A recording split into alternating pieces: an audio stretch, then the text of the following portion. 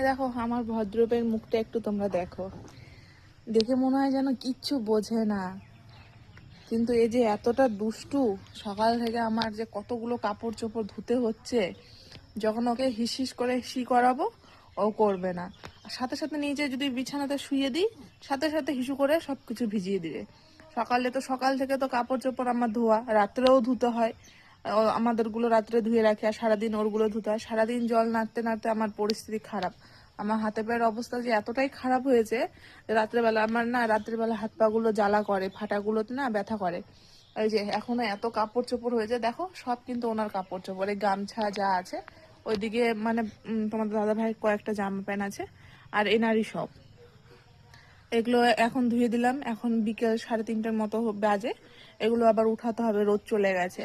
আর ইনি কোল থেকে নামছে না, এখন এনাকে নিয়ে আমাকে ঘুরতে হবে। এদিকে